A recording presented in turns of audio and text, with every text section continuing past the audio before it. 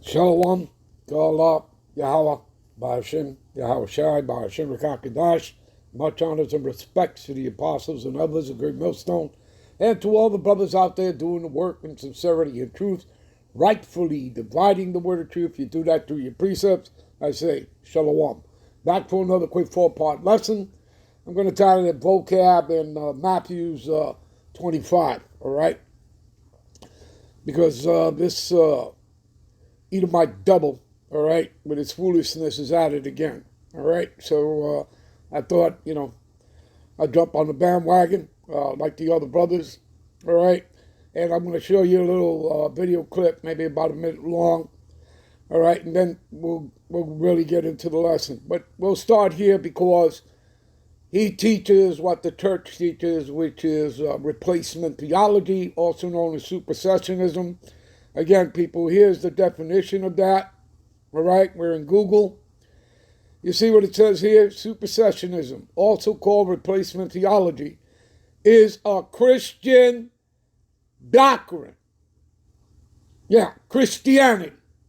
All right? And it doesn't matter what denomination, okay? Whether it's Baptist, whether it's Roman Catholicism, whether it's Calvinism, Protestantism, Seventh-day Adventist, it doesn't matter. They all come under the umbrella of the Vatican. They all teach the same thing. Do you understand? Now, supersessionism, also called replacement theology, is a Christian doctrine that the Christian church has superseded. It says here the Jewish people, meaning the Israelites, okay? And the Lord is coming back for the elect of Israel, right? So do you understand? We've always told you this, that they think that they can take the inheritance of the Israelite. This is what they teach. Everything is replacement theology, okay? And it's not written, people. It's not biblical. That's why it's called replacement theology. To replace the Israelites with Esau, Edom, the so-called white man, and the other 16 heathen nations as coming into the inheritance of the Israelite, which is not biblical.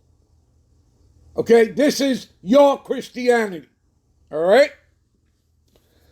So anyway, let's go to the video clip and so we can get into this lesson. I don't want to make this lesson long and keep the 4 parts very short, all right? So give me a minute. All right, let's listen up to this, all right, which is about a minute. There'll be different people groups to be mentioned, but this is all nations for all time, because this scene that Jesus is setting is final judgment.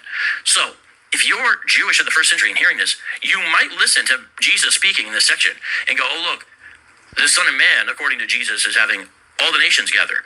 Well, now he's going to deal with Israel and then all the other nations. You might think something like that, but that's what's crazy. That's not how he deals with it. All the ethnos are gathered there, and then he separates out individual people. It's not collectivism. It's not, oh, this nation goes in and this nation doesn't go. Notice, this is literally the opposite of One West Israelism. They say it is based up, if you're on the 12 tribes chart, made up by Edward Meredith Bibbins and Ariah, if you're on the 12 tribes chart, made up by guys at this school in Harlem that claim they got word from the Lord, but they're false prophets, so we all know it. So why should we trust them on this One West 12 tribes chart? We don't. We shouldn't. You're a fool if you do, frankly. They say if you're on the chart, you're getting into the kingdom. Well, the scriptures say that. All right, you heard that? Okay, let's give me a minute. All right. All right, this is Matthew 25. What he's trying to tell you, and again, he's always looking for a loophole. Is Vocab Malone, and you people can go to his YouTube page, see a better picture of him. All right, I'm not going to bother with that, okay?